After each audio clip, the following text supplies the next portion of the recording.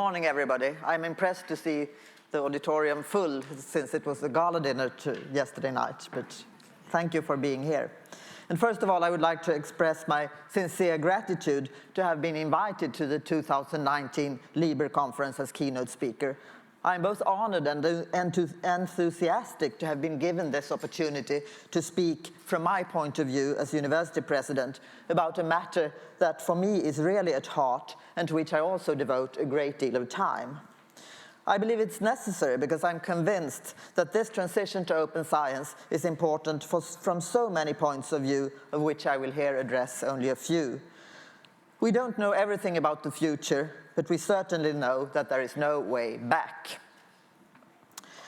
While it is easy to agree about the general vision of open science, the task to actually make this transition happen is a much more delicate issue. And as I wrote in my abstract, politicians, publishers, research finances, libraries, university managements, and not least the researchers themselves, who are really key to the process, all want and need to have their say. I think the divergent opinions on Plan S, as well as on the Coalition S update, is but one, albeit important, example of the complexity of these questions. And in the following, as Christina said, I will attempt to outline both some cornerstones, but also some stumbling stones during this process of transition. I would like to divide my talk into three sections. First of all, I will give you a short personal background to my own entry into these matters as a researcher. Secondly, I would like to talk about when open access or open science, from being the matter of librarians only, also became the matter of university leadership, again from my own experience in Sweden. Thirdly, I want to address some of the remaining challenges in this transitional process that we all struggle with from different perspectives. My main focus will be on open access, but I will also at the end very shortly touch upon research data. And I want to give you a warning here that all my three perspectives are experience-based and rather down to earth, rather than theoretically or methodologically oriented. And I have no fancy PowerPoint to distract you, so you will have to bear with the talk only. So I'm happy that at least you will see this drawing on screen. But after these initial excuses, let me just start. As a humanities scholar in cinema studies, with a background also in aesthetics, I wanted, with a couple of colleagues, to start an interdisciplinary journal on aesthetics and culture. And our first choice became to create an open access journal. At the time, one of the first Sweden-based within humanities. We wanted to try something new. Later, as board member of the European Society for Cinema and Media Studies, I was also active in starting Nexus, the NEX journal, a European open access journal. All this also made me engage more generally in questions of open access and open science, as I acquired some knowledge along the road, thanks to my excellent head librarian, Wilhelm Widmark, and other expert colleagues. This early period, when I approached open science as a researcher, led me to a number of solid convictions. That open science is a question of democracy more than anything else. That open access is also a necessity because researchers need to take back control over their scientific output from the publishers, who have for all too long been allowed by researchers and university leadership alike to dominate the scene, to get paid in a changing publishing landscape, both for the rights to read and for the rights to publish, with the researchers at the same time doing all the necessary work of quality control through peer review, completely for free. Indeed, what a business model. In 2013, I became rector, president, vice chancellor, or whatever you prefer to call it, at Stockholm University. I took office with my engagement in questions of open science, but it took, as you heard from the presentation, until 2016 for me to take a national responsibility. By that time, the position was open as chair of the BIBSAM consortium, which is formally placed at the National Library of Sweden, but consists of all the universities, university colleges, and other state authorities that need access to scientific journals. My predecessor as a chair was a very engaged colleague from a small university college, and she strongly advised me not to accept the position. She said that this is the most difficult task I've ever had. It is way too technical. So what then led me to ignore her advice? Well, I don't totally agree with my colleague that these questions often tend to become too technical, but I consider this as a major risk. University presidents in general should engage in these issues, and when they don't, which is unfortunately sometimes the case, or perhaps even often, I don't know, this has to do with the fact that matters seem too complicated, and they see and understand that expertise is needed. And this is, of course, true, and I myself heavily rely on this expertise. But I still believe that questions of open science are really questions for the university leadership, and that the national consortia, or their equivalents, also need to be chaired by rectors or presidents from strong research universities, in close contact and dialogue with the expertise in the university libraries. As university president, by engaging in open science, I signal the importance of these issues, not only to researchers and students within my own university, but also to financiers and publishers. By engaging, I've learned more, and I'm thus able to argue with the researchers who worry about research quality being threatened by open access through predatory journals and other evils. By learning more, I also better understand the many complexities and challenges in the transition process, and I will come back to those. But first, let me illustrate and take the BIBSAM negotiations with Elsevier as an example. Our National Rectors Conference in Sweden meets for a General Assembly twice a year, and previously, if at all, the head librarian at some university had used to give a short update on the negotiations with different publishers, often a bit technical. And what I learned was that even a simple expert vocabulary, like talking about APCs for someone who had never heard the word or the abbreviation, could lead the audience to distance themselves and to feel a bit alienated. So when I became chair of BIBSAM, together with Wilhelm Widmark, we decided to change that. So I gave a presentation instead, and I then started on a very general level, not going into technical details at all. I rather tried to focus on the overall question of the system of scientific communication as such, how we as researchers have left the stage empty for the publishers, how we work for free by writing the articles and peer reviewing them, thus justifying a quality which in turn justifies increasingly expensive deals. And where now, through increasing costs, both on subscriptions and on publishing, we have reached ways end. The system, I argued, needs to be changed into a sustainable one, where researchers take back the initiative and take control over their scientific publications. And there is enough money in the system already. I also informed my colleagues, to their great surprise, that we had, at that time, no control whatsoever of the publishing costs, because some of them were paid by the researcher, some by the department, some by the university library, depending on the organization at each university.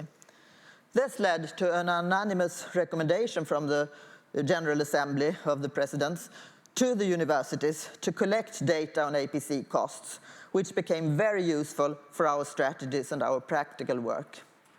So far, so good. Now open science is a standard item on the meeting agendas for the General Assembly. These short presentations, where I've had expert advice from the librarians both at Stockholm University and the National Library of Sweden, have always started on this strategic level about the necessary transition that everybody agrees upon. And this has provided a useful framework for concrete updates on different negotiations.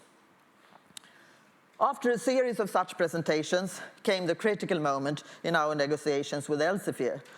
I presented both options as objectively as possible to my colleagues, either to conclude the deal with the obvious advantages this included, or to follow in the footsteps of Germany and try to really change the international market for scientific communication. On the positive side, I pointed out that the offer was not bad at all, and that this would be the least disturbing alternative for the researchers.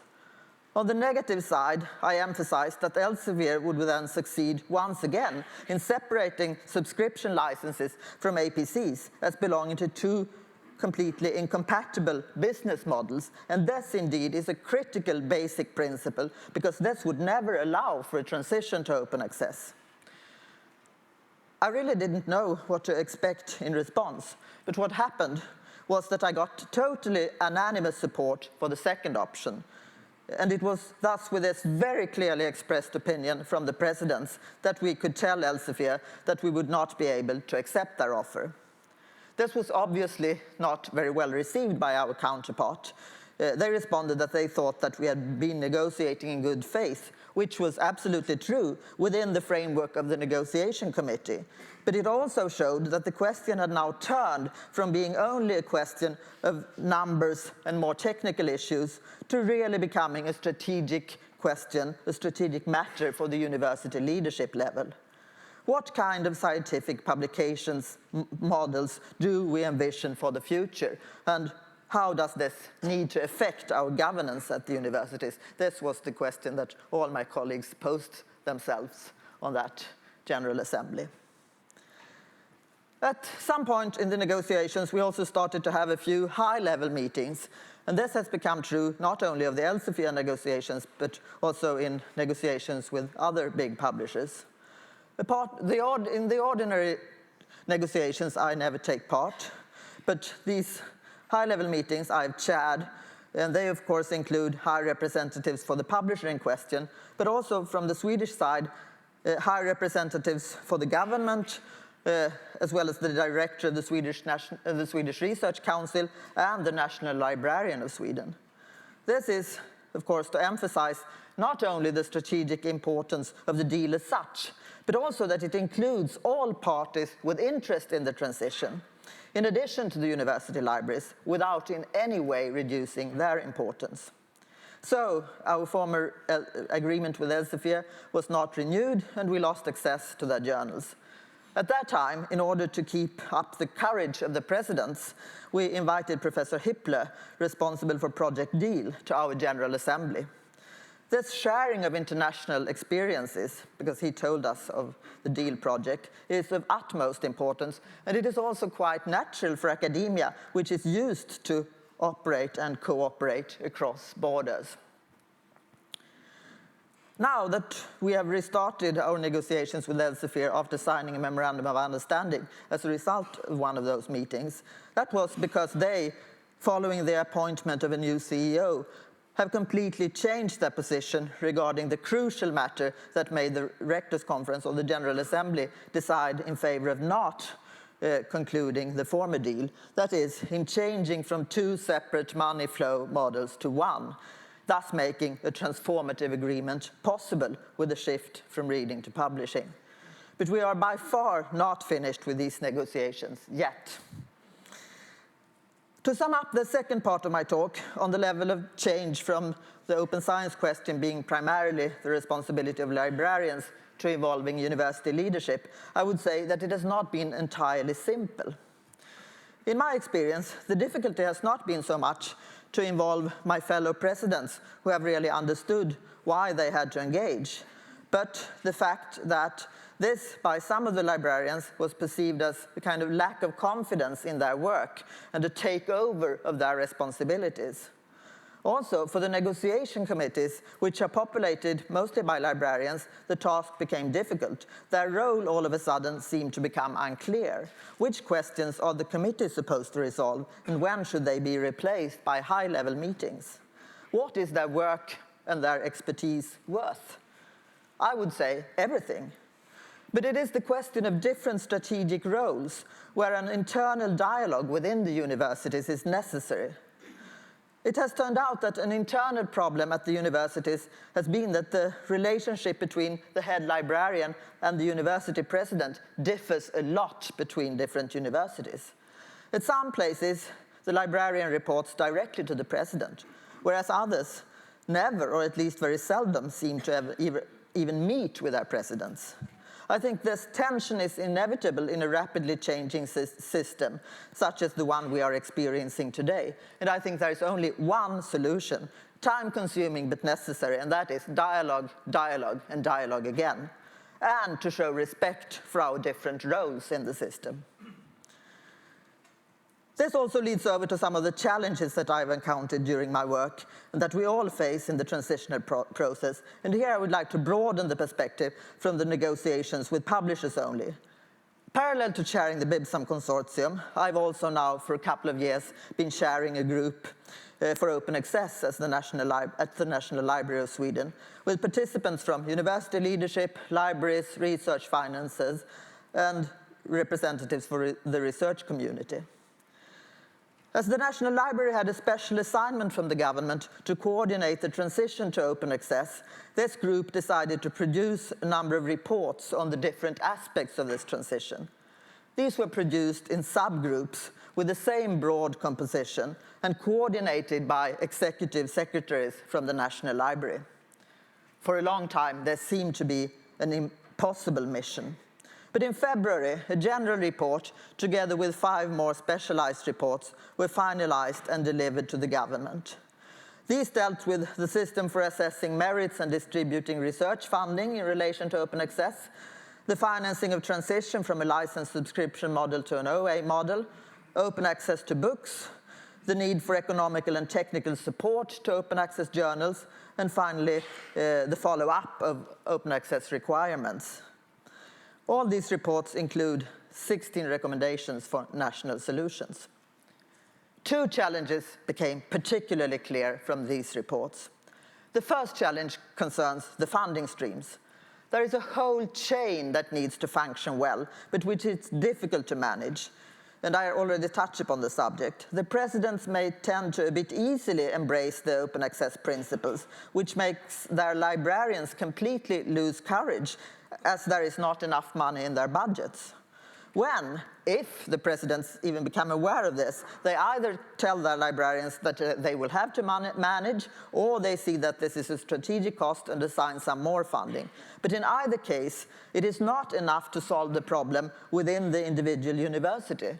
There will be transition costs, and it is necessary that not only presidents and librarians connect, but also that universities and funding bodies join forces and share the responsibility for financing publication costs. In Sweden, we have just reached a deal with Springer Nature, where the largest Swedish research funders finance 50%, and the members of the BIBSAM consortium the remaining 50%, and I consider this a very important breakthrough. The second challenge, which is even greater, concerns the assessment of merits and the evaluation of research quality and impact, which of course has lots of consequences, both for individual researchers, for universities, and for the funding agencies. It concerns hiring processes as well as distribution of funding. This is an enormous challenge in itself, and it has implications on our way of handling these absolutely fundamental matters. For me, as university president, it led to the decision that Stockholm University should sign DORA, the San Francisco Declaration on Research Assessment, which has gained new significance in the light of the transition to open access. A number of themes run through the recommendations in the declaration. The need to eliminate the use of journal-based metrics, such as journal impact factors, in funding, appointment, and promotion considerations, the need to assess research on its own merits, the need to capitalize on the opportunities provided by online publication. But I think that these measures need to be taken not only to serve the purpose of implementing open access, but in order to ensure research quality in general. Because the current research publishing system has in many ways reached ways end, promoting quantity with journal impact factors as a main quality guarantee rather than assessing the actual quality of the research.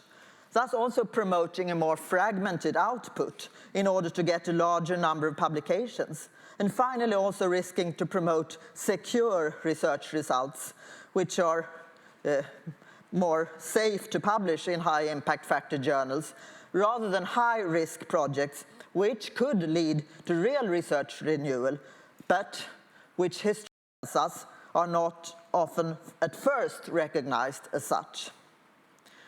Also, the peer review system, in which I firmly believe, is today under the threat of imploding, with the number of publications steadily increasing and the pressure on researchers to carry the double burden of both publishing more in order not to perish and peer reviewing more to support other researchers' increasing needs of frequent publishing.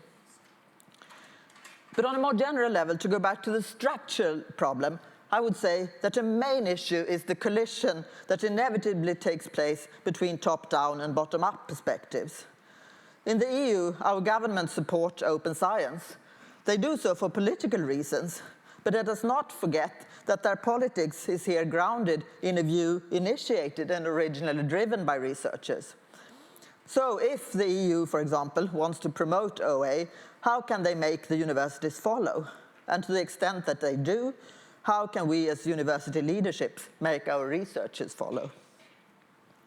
A very clear example is, of course, the problematics which I've already mentioned, Plan S or Coalition S, where there have been many misunderstandings.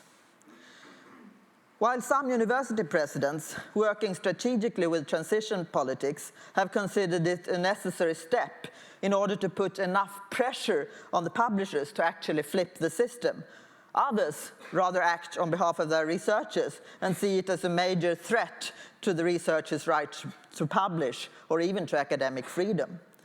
They fear that the transition will only happen in Europe and that the rest of the world will not follow, which would be really harmful. They fear that this would lead to considerably weakened research quality, to less impact of the universities, to terrible consequences for individual universities' position on the ranking lists, etc. I think this emphasizes the importance of always talking first about quality when talking about open access. There is absolutely no contradiction between them, but there are a number of matters that have to be resolved. I really believe in international gatherings like the Berlin Open Access Summit last fall, where participants from all over the world and from all categories, so to speak, of people that have interest in OA questions meet and discuss, because this creates connections and strengthens relations in the global academic community to help us tackling the challenges ahead. In this connection, a few words must be said about the young researchers who in many cases have expressed their concern. They are raised within and they have learned to adapt to the existing system, and here all of a sudden it seems to be collapsing. What will happen to them, to their careers, to their future as scientists? In many universities, we have had open hearings on Plan S, and at Stockholm University, where I myself took part, I thought it was an important signal. I had some quite aggressive questions from young researchers asking whether I would forbid them to publish in excellent journals in the future. I think these questions need to be taken seriously.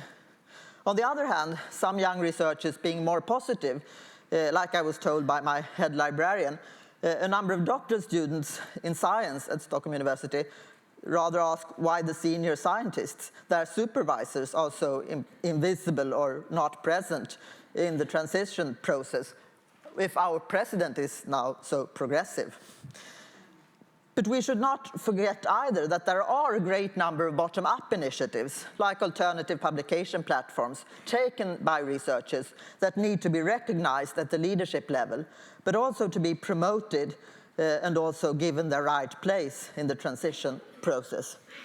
Personally, I'm convinced that the present system is much more of a threat to the real quality of research and would risk to harm the young researchers much more in the long run.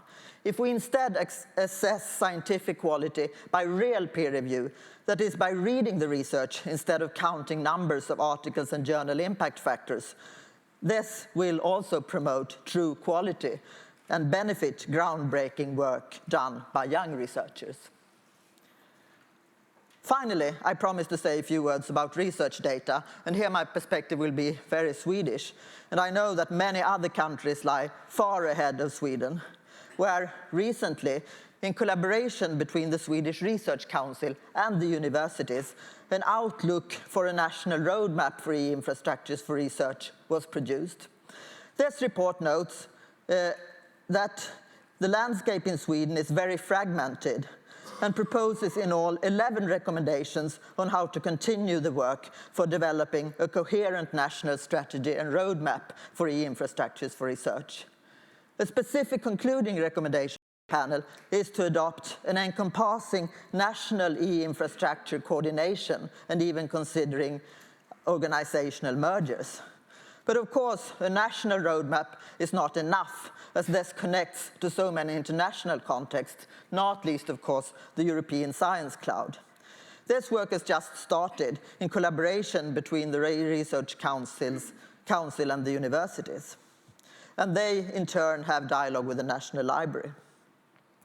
This illustrates that in all questions concerning the very broad vision for open science, there has to be lots and lots of dialogue, of common problem solving, and of working across different institutions, nationally and internationally. In Sweden, questions of open data have to a large extent been left to ICT people. But the main responsibility for e-infrastructure for research must lie with the universities and research institutes. It is crucial not just to let it out to any external agency, but to take full responsibility in cooperation with others. Because just like with open access, issues of open data need to engage not only funding agencies or specialists, but research libraries and university leaderships alike.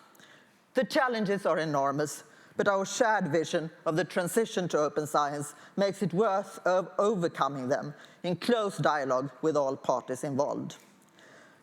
Already in 1945, in his report, Science, the Endless Frontier, Vannevar Bush argued that universities should make knowledge freely available for all in order to promote business as well as society in general.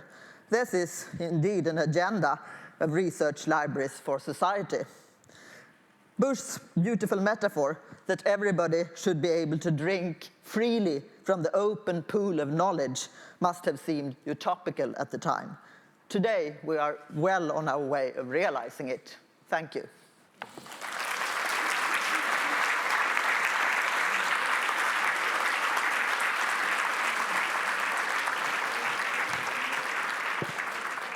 Thank you very much. This was fabulous. So it clearly shows how important leadership is. So you really are a role model in this. So I admire your work very much. Okay, now it's time for questions. And so you can use this visual reporting really to formulate questions if needed. But I'd like to ask one question first. So many of the presidents, rectors, and librarians are very afraid what will happen to research and researchers if we cancel some deals. So what kind of experiences do you have in Sweden after you cancelled Elsevier? Well, I think there will be another presentation talking more about that during this conference, which I highly recommend. There have been mixed reactions. Of course, some researchers are unhappy that they can't access what they need, but many find alternative ways. They are very creative also. But what has impressed us the most is the very, very strong support that we have got from many, many researchers who really say that this is the way to go and we support your work entirely. I think it would be very good if you somehow could make a report or communicate the feelings of researchers. It is on its way. It's very, very good. Yeah, so I think we all need this. Okay, I will open floor for questions, and there's also another room. So if you have questions there in the other room, please come here, and you can also attend the discussion. But there is here one question in the front, Catriona McCollum.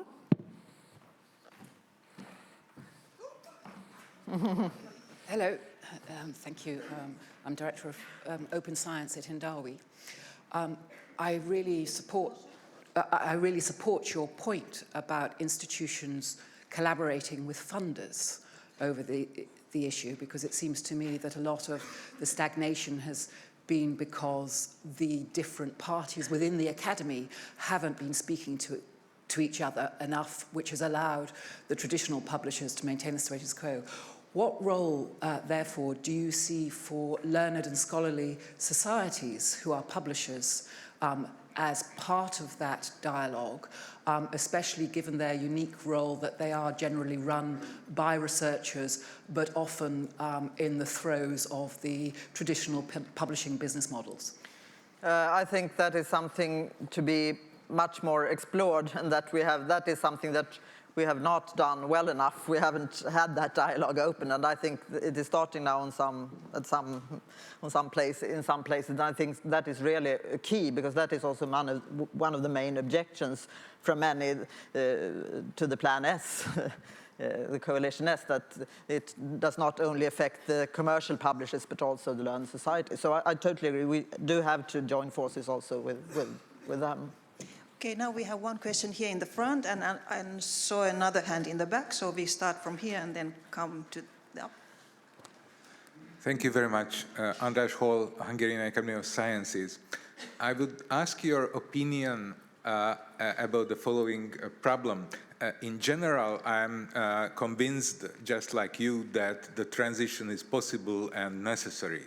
But if we look at the fine details, there will be different disciplines and different groups, age groups or researcher groups, which could be adversely affected by the transition. How do you propose to identify those spots, and what action do you propose to help those groups which could be affected? Yeah, I agree that there are groups that may be affected, but I would also say that also in today's system there are groups that are affected. So in a way, I think this is also, I didn't mention that in my talk, but that is really one of the questions why university leadership need to engage as well, because they have the knowledge, the overall knowledge of different disciplines and the different problems. So of course I cannot give a general response that includes all affected disciplines, but I share your opinion that this is something that we will have to deal with. And of course, if I knew the answers, I could give you a short one, but this will also be that much demanding work lies ahead of us, I think.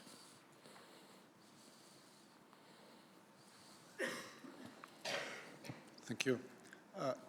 I would like to, Chris Moravsky from F1000. I would like to thank you very much for this presentation. It was absolutely great, because you showed the way from the details to the big perspective and into how much is at stake, basically, the quality of the top research. So it was really brilliant. And to show the challenges at the national level of all the stakeholders involved and all the difficulties of moving from one model to another. You also mentioned a little bit the international perspective. How do you think, could you perhaps develop it a bit more? Because I think that to make this transition happen, more international resolve, it needs to be built into the negotiations with the publishers and into really creating this new outlook of research, of evaluation of research, and of channeling the funds for research, because that's basically what's at stake. Yes, we have a problem here because we are national states, and of course the publishers have to make deals with each country, and that is something that has legal reasons.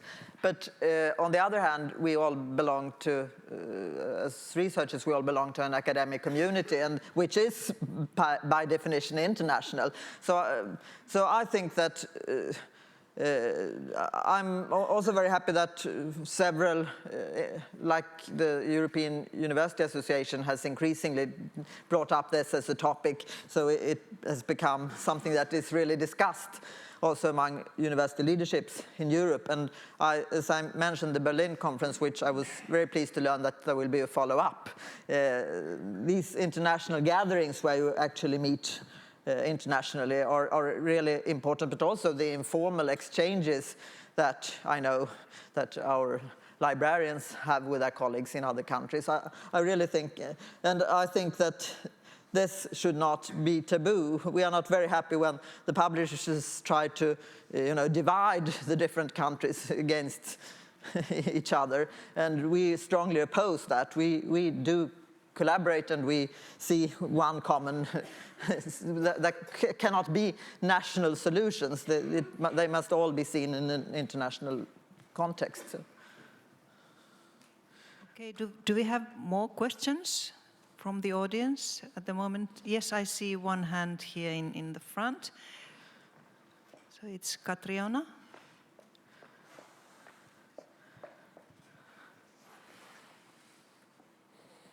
I'm not sure if I'm allowed two, but one of the first question is your focus is very much on the evaluation system, which is the biggest barrier to everything and maintains everything, and then the specific financial challenges of open access and APCs and other things.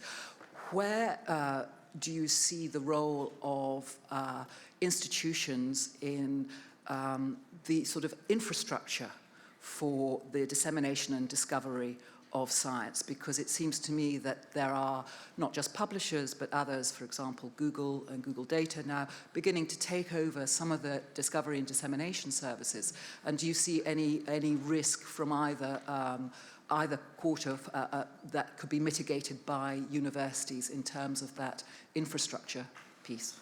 This is a difficult one. I must say that I have too poor knowledge of these to really be able to give a substantial answer. But it is definitely something that we would have to keep our eyes on.